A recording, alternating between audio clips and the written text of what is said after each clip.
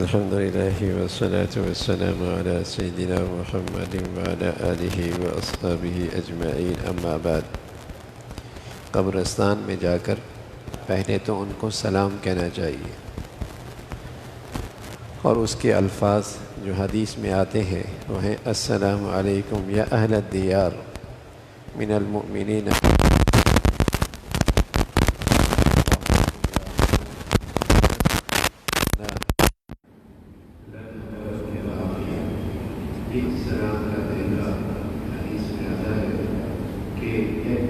یار تمہیں سلام ہو ایمان والو اہل اسلام۔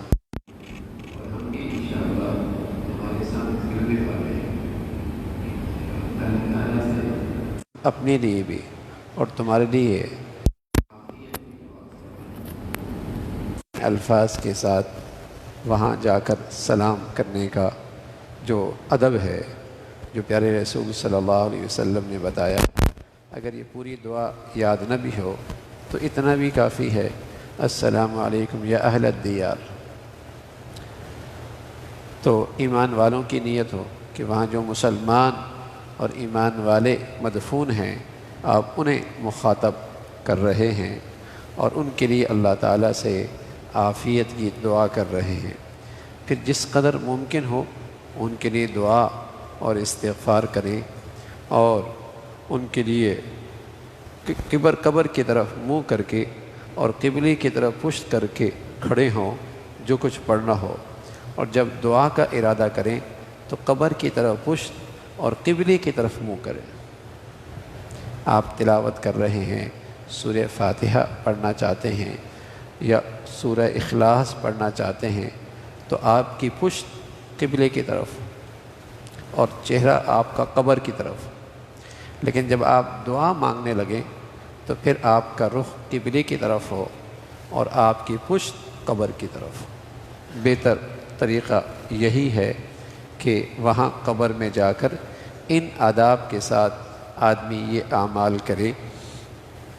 عورتوں کا قبرستان میں جانا، صحیح بات یہ ہے کہ عورتیں قبرستان میں اس میں مختلف رائے ہے، لیکن صحیح اور بہتر یہی ہے کہ جوان عورت کو ہرگز نہیں جانا چاہیے۔ بڑی بوڑھی اگر جائے اور وہاں کوئی خلاف شرع کام نہ کرے تو اس کے لیے گنجائش ہے۔ جوان عورت اور خاص طور پہ بے پردہ عورت وہ قبرستان ہرگز نہ جائے۔ ہاں کوئی بوڑھی عورت ہے اور بوڑھی ہے اور یہ اطمینان ہے کہ وہاں جا کر وہ بے صبری کا مظاہرہ نہیں کرے گی اور کوئی خلاف شرع کام نہیں کرے گی تو اس کے لیے پھر گنجائش ہے۔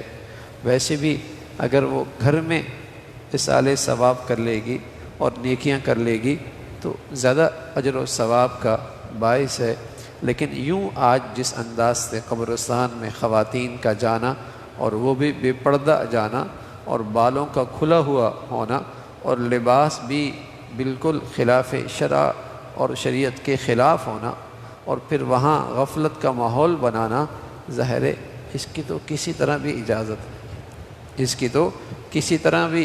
اجازت نہیں ہے۔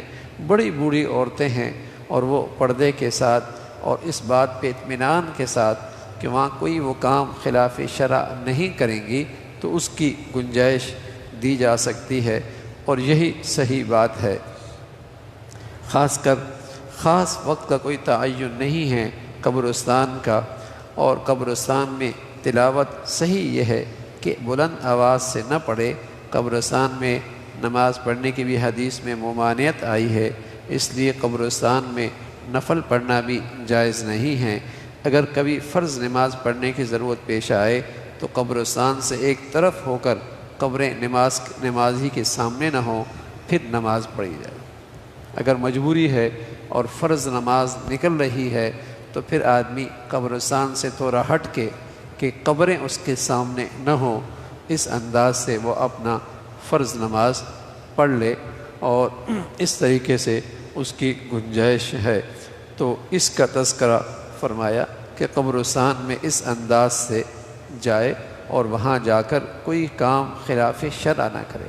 اصل قبرستان میں جانا ایک تو قبرستان کے لیے، قبر والوں کے لیے اجر و ایصال ثواب ہے اور ان کو نیکیوں کا تحفہ دینا ہے، لیکن ساتھ ساتھ وہاں خود بھی اپنے لیے ایک بہت بڑی، جسے کہیں کہ وہاں ایک نصیحت ہے، بہت بڑی نصیحت ہے کہ یہ وہ منزل ہے جو حقیقت میں کامیابی اور ناکامی کی منزل ہے۔ یہاں پتہ چلتا ہے کہ کس شخص نے کامیاب زندگی گزاری اور کون بد نصیب ہے جو اپنی زندگی میں ناکام ہو۔